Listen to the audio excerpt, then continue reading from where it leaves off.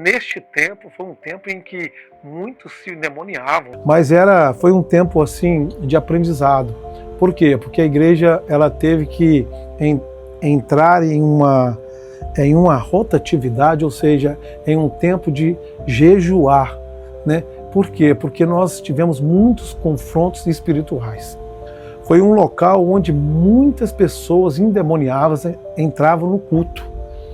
Porque nós, inclusive, é uma parte até engraçada, né, a obreira Regiane, né, não tem como eu falar de todos os nomes aqui, porque é tantas pessoas que trabalharam por essa igreja, mas tem uma coisa que ela fazia e era muito, muito lindo da parte dela.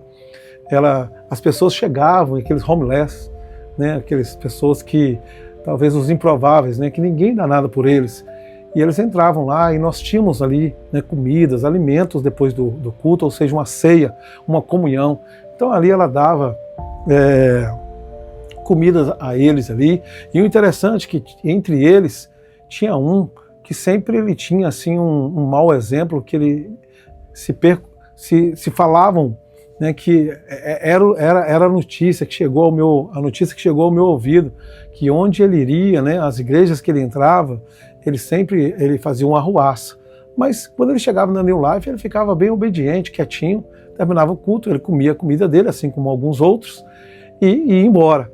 Graças a Deus, na igreja New Life, ele entendeu que ali tinha a presença de Deus.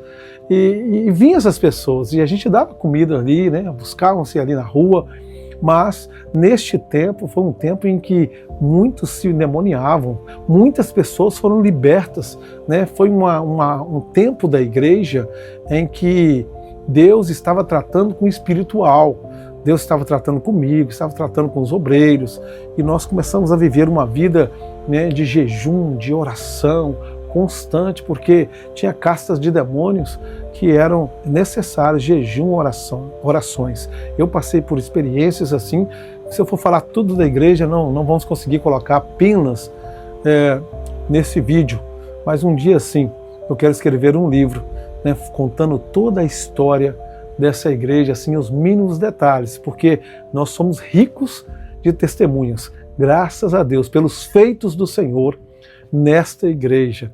Aleluias. Então, neste tempo, nós estávamos ali. E eu quero dar uma pausa, porque eu não posso, de forma alguma, me esquecer, e jamais esqueceria, do pastor Orfídio Barros, que foi um pai, um mestre, né, aquele que me ensinou, me orientou. Foi ele que criou a ata da igreja, foi ele que me ensinou a ser um pastor, foi ele que me fez um pastor, foi ele que me formou, foi ele que me educou. Então, assim, a presença dele foi fundamental. Ele deu a aprovação também. Ele disse: olha, Deus está contigo, Alex, que Deus te abençoe, me abençoou. Então, foi muito difícil quando ele partiu, porque eu estava acostumado, sempre qualquer problema que tinha, que eu não conseguiria resolver pela minha inexperiência, eu ia buscar nele, né, na experiência dele, e ele me dava bons conselhos e me ajudou bastante. E quando ele faleceu, foi muito difícil para mim. Até os dias de hoje, né, tem sido difícil, muito difícil, porque neste mesmo ano em que ele partiu, eu também perdi meu pai biológico. Então foi duas perdas assim, que até os dias de hoje vai corroendo, né? E não é fácil. Sinto falta, que Deus abençoe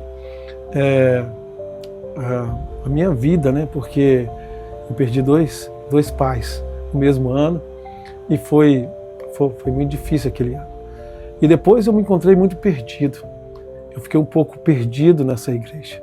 A igreja crescendo, progredindo, mas o meu mestre, né, meu tutor ali não estava comigo, e eu, muito triste, né, com a morte dele, passei por um período depressivo também, um período de muitas falhas, de muitos erros como pastor.